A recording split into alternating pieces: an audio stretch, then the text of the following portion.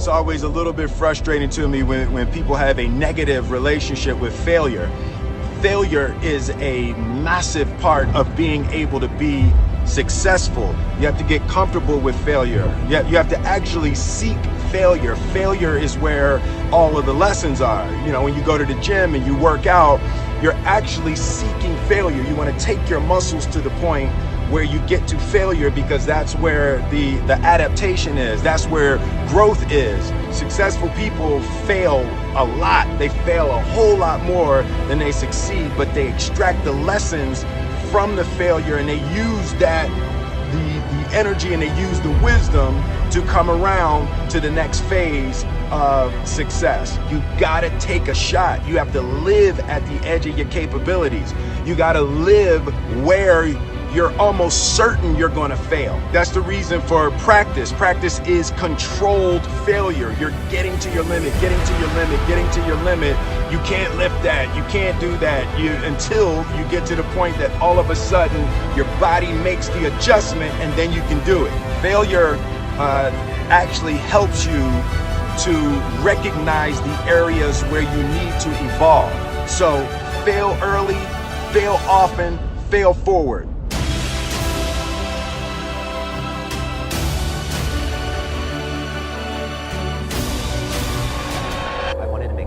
Proud, and I don't understand why I'm different from all the other kids. A lot of people don't know that I had a brain injury when I was a child. One day at school, somebody says, "Hey, look at all the fire engines outside." And most of the kids in the class never saw a fire engine, and firefighters are like my heroes. I want to see it. I take my chair and I carry it to the windowsill, I put it down here, and I climb on it, and I could just kind of see the outline of it, and I see the firefighters, and I'm on my bliss. And just when I had that highest moment, one of the other kids is grabbing my chair, and I go back to turn like this to see who's doing it, and I fall head first right into the radiator, and I was bleeding, everywhere. There was a pool of blood. And my parents, the way they describe it, it was very traumatic. They said that I was never the same, and especially when it came to learning. I mean, I became painfully shy, I wasn't myself, and where it really showed up was in school, because I didn't understand things very well. And teachers would have to repeat themselves over and over and over. I became so introverted and not talking to anybody. And the big thing was also I couldn't read. I would just look at pages and I just see letters and they didn't mean anything to me. We would get in circles and the teacher would give a book out, and one by one you would have to read out loud to the other students. And my heart's beating out of my chest right now even thinking of it, because every time somebody finished, it would get closer, the book would get closer and closer and closer to me. And I would just, because I couldn't read. And then when the book got to me, I just didn't know what to do. And I would just stare at it and I would just start crying. The teacher would come and take the book and then pass it on to the next person. And I remember my teacher pointing to me, talking to another adult, saying, "That's the boy with the broken brain." And I always thought, it really pushed something deep inside of me, saying that I'm not enough. There's something that was wrong with me, that I wasn't like everybody else, that I couldn't be like them. And it took me actually an extra 3 years to learn how to read. I taught myself by reading comic books. When my parents thought I was sleeping, I would be under the covers with my flashlight every night looking at the pictures. My favorite comic books growing up were the X-Men.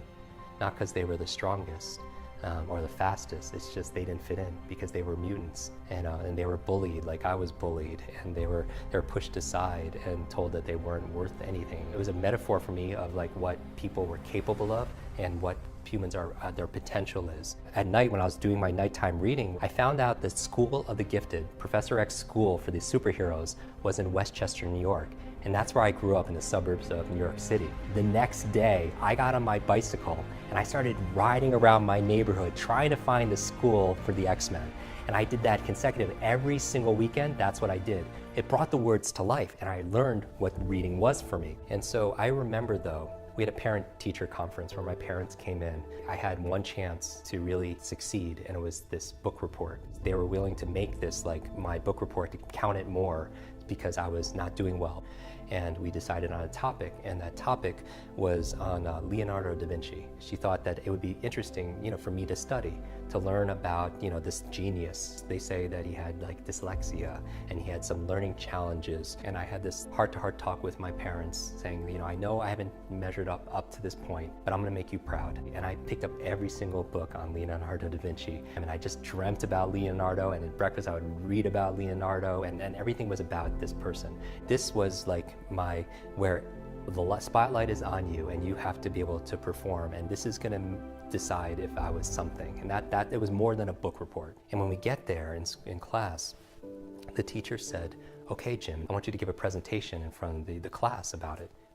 And my life just, right now, my world just crumbled.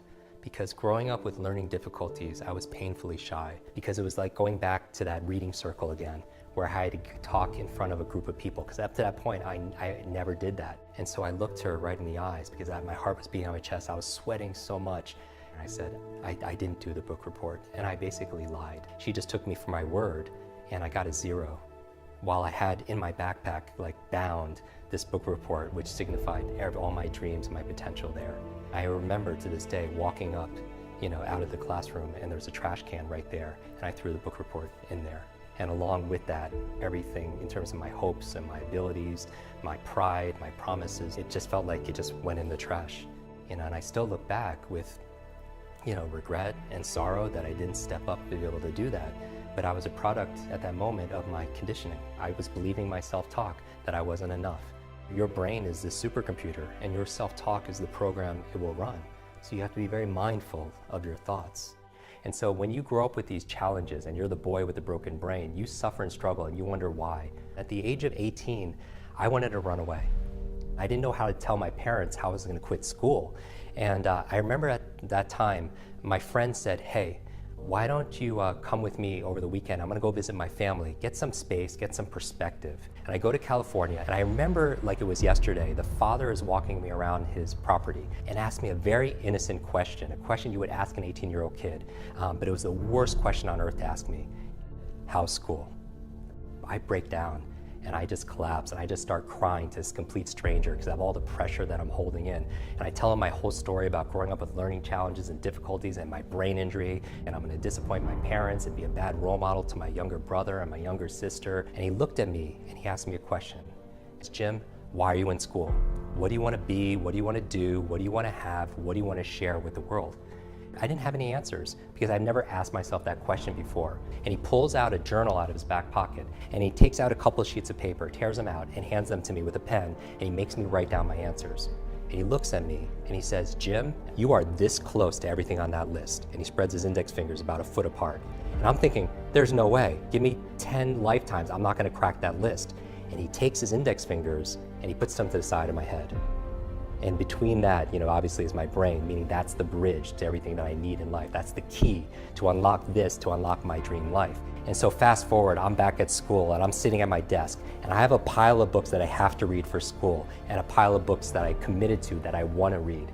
So what do? I don't eat, I don't sleep, I don't work out, I don't do anything. I don't spend time with friends. I just live in the library. After a while, I end up passing out one night in the library. I fall down a flight of stairs again. I hit my head again, and I wake up in the hospital 2 days later, and I have wasted away. I'm down to 117 pounds. I thought I died. I mean, it was the darkest time in my life because I felt like, what's my value on this planet? But when I woke up in that hospital bed, another part of me woke up saying there has to be a way of fixing this. And as soon as I had that thought, the universe responded. The nurse came in with a mug of tea, and on that mug of tea was a picture of a genius, Albert Einstein, and it had a quote, "The same level of thinking that's created your problem will not solve your problem." And it made me ask another question again. What's my problem? And I said, my problem is I have a very slow brain. I'm a very slow learner. Maybe I could learn how to learn faster. And I was like, okay, where do I go to learn? And I thought, oh, school. And I started looking through all the classes, and I started reading every single one. And I realized all these classes are on what to learn, but there were 0 classes on how to learn. How does my brain work so I could work my brain? How does my memory work so I could work my memory? And I made that my study. And that was my aha moment. A light switch just went on, and I started to understand things for the very first time. I started to have better focus. I started to read faster, and I wasn't getting distracted all of a sudden. I mean, I started to make friends. I started to be more confident and being more happy and having more joy and enjoying myself. And I remember when I had that epiphany, I couldn't help but help other people, because why did I have to suffer and struggle, go through all this difficulty when I could have been taught these easy to learn techniques about how my mind worked, how memory worked? And so I wanted to start helping everybody. That's been my quest for the past 25 years. And I remember recently, I remembered somebody's name in an audience, and that person referred me to the chairman of 20th Century Fox. And I get a call from their office saying, hey, I heard about your work. I want you to please come in and spend a half a day with our executive team. And I go there on a Friday morning, and I give one of the best trainings I've ever done. When I'm done, the chairman of 20th Century Fox comes to me and says, Jim, this was incredible, one of the very best trainings we've ever offered. And I see a movie poster of Wolverine. And it was for a movie, it wasn't coming out for a few months. And I was like, wow, I can't wait to see that film. And the chairman comes to me, he says, Jim, I didn't know you liked superheroes. Like, we have another 30 days of filming the new X-Men movie in Montreal. How would you like to go there and be there and just experience it? And I was like, that's incredible. I'd never been on a movie set before. And so he picks me up the next morning, Saturday morning, 8 o'clock. We get on the plane, they call it the X-Jet. Waiting on the plane for me is the entire cast of X-Men. I see Wolverine and Professor X, and I'm sitting between Jennifer Lawrence and Halle Berry, and I get to share some of my brain tips and speed reading and memory tips to these amazing superheroes. And when we get to Montreal, the very first scene took place in Charles Xavier's superhero school. And I'm still this 9-year-old boy, and I'm looking at this school, the place I've always dreamed, that I've always searched and seeked for. And I got to see my superheroes come to life right in front of me. When I go home after that, there's a package waiting for me. And it's the size of maybe a television. And I open it up, and it's this photograph of me and the entire cast of X-Men. There's a note in there from the chairman of Fox. And it says, Jim, thank you so much for sharing your superpowers with all of us. I know you've been looking for your superhero school ever since you were a child. Here's your class photo. What I've learned is this. A lot of people say, oh, I'm not that smart, or how smart am I, or how smart are my kids? They're asking the wrong question. It's not how smart you are, it's how are you smart. A superhero for me is somebody who is on the path of discovering and developing their superpowers, like their strengths, their unique ability, their unique talents. And I feel like the world needs more superheroes, and the world deserves more of us to be able to show up, that there's a superhero version of all of us. Find your superpower.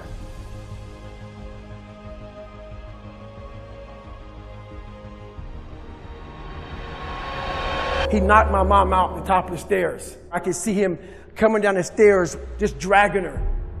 And she was kind of lifeless. And that's when I got off the couch, scared to death, jumped on my father, and he beat the shit out of me. We never went to school hardly at all because we were bruised up. He also believed in just us working the family business. So going to school really didn't happen for me at all. Not only did he take a backseat, I also had a learning disability. I'll never forget in 3rd grade, there was this teacher that was extremely rough on me. And at this time in my life, I did not need this. And she believed I needed to be in a special school because of my learning disability. And this is where I was talking about, people always talk about manage your expectations. This teacher managed my expectations. She saw I had a learning disability. She saw I was socially unable to survive in this world. She saw I was messed up. So she managed my expectations. She said, we need to put David Goggins in a special school. I came from hell. And when you come from hell not knowing how to fight, this is what happens to you. What happens to you is you become a fucked up kid that cannot survive in society. I'll never forget one time during a basketball game, there was this coach, Mr. Trout. He knew me when I was a kid in that school when I was in 3rd grade getting set back. Mr. Trout always loved me. This white man loved the shit out of me. I don't know why he did. But he was my JV basketball coach my sophomore year. The visiting team was at our home stadium. It was at the end of the game, and the visiting team started chanting. I was the only black person in the whole daggone stadium. They started chanting, nigger, nigger, nigger. That's all I remember. At that time in my life, that's all I remember. But now at 42 years old, I can look back on that time with clear eyes and a clear mind, and see what Mr. Trout did for me. He went in that locker room where I was crying and upset, and he cried with me. This white man cried with me, but at that time in my life, I didn't see that. All I saw was red. I saw hate. This whole town hated me. Everybody's against me. My mind lost it. And for some reason, I couldn't sleep on my bed. Until this day, I don't know why the floor felt so comfortable. And at 22, 21 years old, I went from 175 pounds to 297 pounds. Fat, out of shape, insecure. I was everything everybody said I was going to be. That's what I was. And it makes you feel like shit. So I got a job spraying for cockroaches at nighttime. Not saying it's a bad job, but I didn't want to do it. So for about 6 months, I went around to your local eatery spraying for cockroaches. This one night I came home, the first thing I do, I walk in my living room, turn the TV on. First thing I do, then walk back to to take a shower. And I would listen to the TV as I was trying to take a shower. This day changed my life. It held me accountable for what I wasn't facing in life. They're going through Navy SEAL training. And I sat down. I came out of the shower and I sat down. Something brought me back to sit down and watch these guys go through hell. I saw a ton of them quitting, ringing the bell. Ringing the bell means you quit Navy SEAL training. I saw them putting their helmet down. This went on through the whole show. And it finally got to the very end. There was about 15 to 20 guys at the very end. And this one statement changed my life. They were all sitting there in their dress whites. And this CO, this commanding officer, stands up in front of these men. And he looked sharp, and I could tell he stood for something. And he said, we live in a world where mediocrity is often rewarded. These men up here detest mediocrity. When you hear a statement like that, it forces you to think about yourself. I wasn't even fucking mediocre. I wasn't anything. I was at the bottom of the barrel of life. I chose the 4-lane highway for my life, the easy route, the route that has gas stations, the route that has fucking signs that say 20 miles to the next service stop. All this shit. I chose that route. Most of us choose the 4-lane highway. When I was born, there was also a shovel over here in the fucking corner. No one wants to go to the shovel. They want to choose the 4-lane fucking highway. That's the nice route. The shovel means you're gonna fucking hurt. The shovel means you're gonna suffer. The shovel means you're gonna hit rock a lot of time. And we all know what digging through rock is like. When you hit a fucking root, you gotta fucking get some more tools out. If I had no more tools, just a fucking shovel. I was choosing the 4-lane highway. This is when I decided to pick up that fucking shovel that we all decide not to take. I had to make a change in my life. So I said, you know what? I have to join the military. I went on a Navy SEAL training. Became the only person I believe in history to go through 3 Navy SEAL Hell Weeks in 1 year. I completed 2 of them. Hell Week is 130 hours of continuous training. You might get 2 hours of sleep. The first few weeks get you ready for this hard 1 week of training. I had to become obsessed. No matter what was in front of me, I had to figure out a way to overcome it. So when things hit you in life that you're afraid of or you're not good at, the first thing you're going to say to yourself is, why am I here anyway? This isn't for me. The water's too cold. The sun's too hot. I'm getting up too early. Why am I doing this to myself? That's what the normal mind says. I had to start training my mind to think about, how the fuck can I get through this? Not giving myself a way out. Never giving myself, creating a wall around all the fucking ways out in my mind. I had to slowly start to build this fucking wall so my mind knew this motherfucker is not going to give himself a way out of here. In my first Hell Week, I had a huge setback. I was broken. My legs were broken. I had double pneumonia. I got rolled back to day 1, week 1 of Navy SEAL training. I got through that second Hell Week. During the second Hell Week, I actually broke my knee. I continued to limp around for a couple weeks. I couldn't make it anymore. Got rolled back to day one, week one. I'll never forget standing there in front of Captain Bowen. He was the CEO in charge of Navy SEAL training at the time. And he had no mercy on anybody. If he believed in managing your expectations, I wouldn't be here today. He challenged me again. I was challenged my whole life, not by the mindset of managing expectations, by exceeding expectations, not by managing them. I'm standing there with crutches. I'm sitting in his office. He looks at me, he goes, Goggins, this is your last time. We're gonna put you through Navy SEAL training. This will be your third Hell Week in 1 year. We're not gonna put you through a fourth. So this is your last time. I'm sitting thinking, how am I gonna get through this? I'm badly jacked up. My legs are broken. My knee is messed up. And he goes, you have a couple of months to get better. A couple of months isn't gonna do it. I won't get healed up in a couple of months. But I realized I'm gonna get through this shit. I'm gonna find a way to get through it, because why? I put barriers in my mind.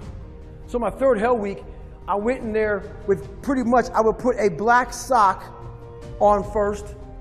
I would get duct tape. And I duct taped my ankles all the way up to my calf every single morning. And then I put another black sock over it. And what that did, that prevented me from moving my ankle. So I didn't really, I wasn't flexing my shin as much. And I started running with just my hip flexors. In this Hell Week, it was a bad Hell Week. We had a guy die on Thursday morning of Hell Week. I went on to become a Navy SEAL. Greatness is not something that you meet once. It's something that you meet thousands of fucking times in your life. And you don't reach it if you're not constantly in constant fucking pursuit of fucking greatness. So if my mind were to say right now, I'm great, I just lost. We're gonna grow. We're not gonna triple down on our strengths. We're not gonna do that crap. We're gonna work on our weaknesses so we grow. We need friction to do that. Without friction, there's no growth. Without friction, there's confusion. Confusion is, David Goggins, how did you become who you are today? I put a bunch of fucking friction in my life, and I grew. That's how I did it. You know how you get mentally tough? It's a lifestyle. Instead of hitting that fucking snooze button in the fucking morning and not making your bed, not cleaning your house, you don't hit the snooze button. You get up. You don't want to go run, you go run. You don't want to go swim, you go swim. You don't want to make your bed, you make your bed. You don't want to clean your house, you clean your house. You don't want to study, you fucking study. That's how you start to callous your mind. So that became my life. If you say you're going to wake up at 4 o'clock in the fucking morning to go run, wake up at 4 o'clock it's going to suck. It's not going to be fun. Do something that sucks every single day of your life. That's how you grow. Embrace the suck.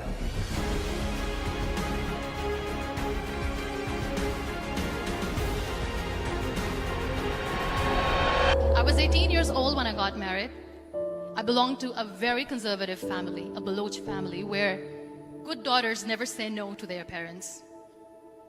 My father wanted me to get married, and all I said was, if that makes you happy, I'll say yes. And of course, it was never a happy marriage. Just about after 2 years of getting married, about 9 years ago, I met a car accident. Somehow my husband fell asleep and the car fell in the ditch. He managed to jump out, saved himself. I'm happy for him. But I stayed inside the car and I sustained a lot of injuries. The list is a bit long. Radius ulna of my right arm were fractured. The wrist was fractured. Shoulder bone and collarbone were fractured. My whole rib cage got fractured. But that injury that changed me and my life completely was the spine injury. Many people came to rescue. They gave me CPR. They dragged me out of the car. And while they were dragging me out, I got the complete transection of my spinal cord. Those 2.5 months in the hospital were dreadful. I was at the verge of despair. One day, doctor came to me and he said, well, I heard that you wanted to be an artist, but you ended up being a housewife. I have a bad news for you. You won't be able to paint again, Next day, doctor came to me and said, your spine injury is so bad, you won't be able to walk again. I took a deep breath and I said, it's all right. Next day, doctor came to me and said, because of your spine injury and the fixation that you have in your back, you won't be able to give birth to a child again. That day, I was devastated. I started to question my existence. Why am I even alive? So what kept me going was, one day I asked my brothers, I know I have a deformed hand, but I'm tired of looking at these white walls in the hospital and wearing these white scrubs. Bring me some colors, bring me some small canvas. I want to paint. So the very first painting I made was on my deathbed, where I painted for the very first time. What an amazing therapy it was. Without uttering a single word, I could paint my heart out. I could share my story. People used to come and say, what lovely painting. So much color. Nobody could see the grief in it. Only I could. And that day I decided that I'm going to live life for myself. I am not going to be that perfect person for someone. I am just going to take this moment and I will make it perfect for myself. That I'm going to fight my fears. So I wrote down one by one all those fears. And I decided that I'm going to overcome these fears one at a time. You know what was my biggest fear? Divorce. But the day I decided that this is nothing but my fear, I liberated myself by setting him free.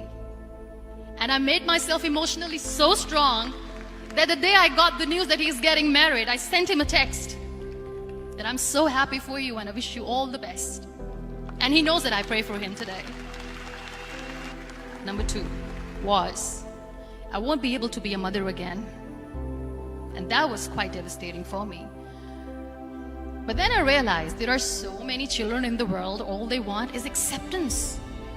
So there is no point of crying, just go and adopt one. And that's what I did.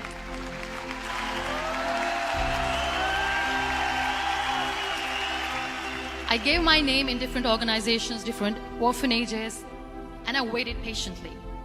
2 years later, I got this call from a very small city in Pakistan. I got a call and they said, are you Muniba Mazari? There is a baby boy and would you like to adopt? I could literally feel the labor pain. I said, yes, I am going to adopt him. I am coming to take him home. And that day, I was 2 days old, and today he's 6. You know, when you end up being on the wheelchair, what's the most painful thing? People think that they will not be accepted by the people because we, in the world of perfect people, are imperfects. So I decided to appear more in public. I started to paint. I have done a lot of modeling campaigns. I decided that I'm going to join the national TV of Pakistan as an anchor person. I became the National Goodwill Ambassador for UN Women Pakistan, and now I speak for the rights of women, children. I was featured in BBC 100 Women for 2015. I'm one of the Forbes 30 under 30 for 2016.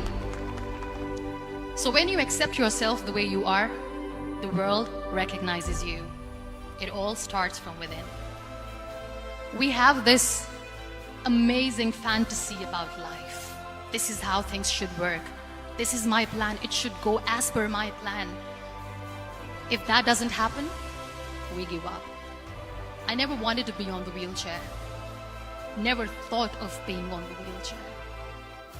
This life is a test and a trial, and tests are never supposed to be easy. So when you are expecting ease from life, and life gives you lemons, then you make the lemonade, and then do not blame life for that. It is okay to be scared. It is okay to cry. Everything is okay, but giving up should not be an option. They always say that failure is not an option. Failure should be an option, because when you fail, you get up, and then you fail, and then you get up, and that keeps you going. Embrace each and every breath that you are taking. Celebrate your life. Live it. Don't die before your death. Real happiness lies in gratitude. So be grateful, be alive, and live every moment.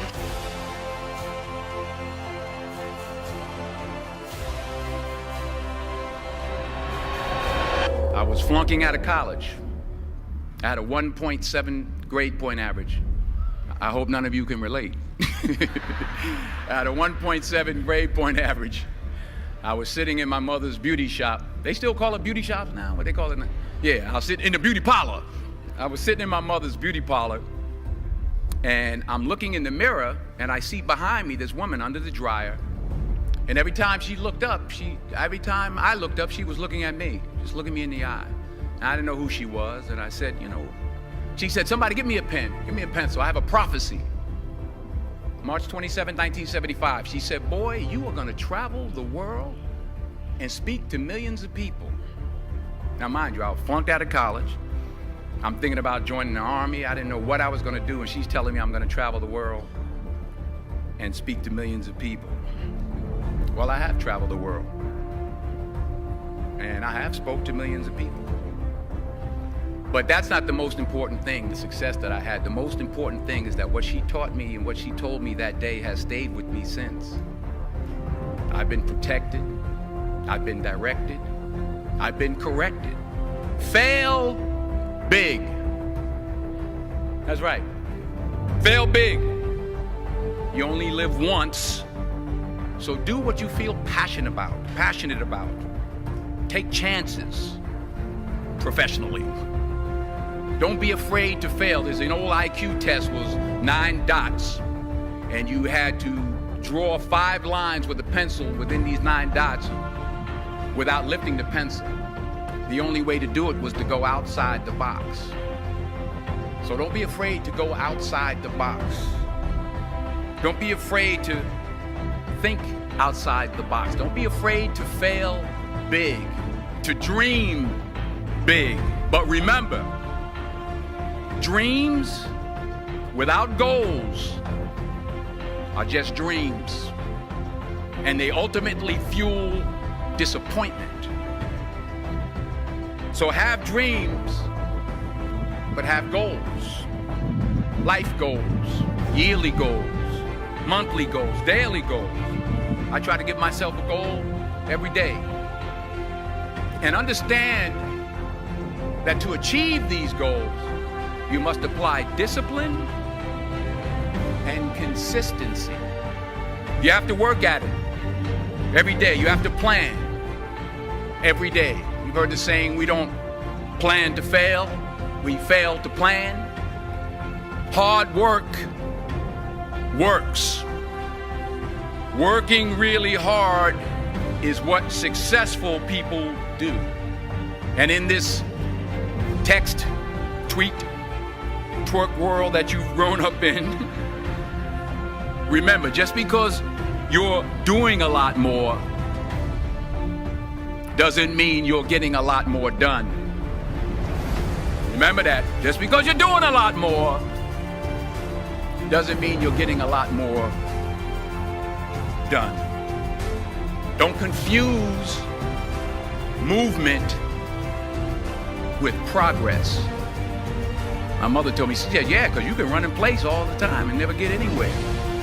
So continue to strive, continue to have goals, continue to progress. And anything you want good, you can have.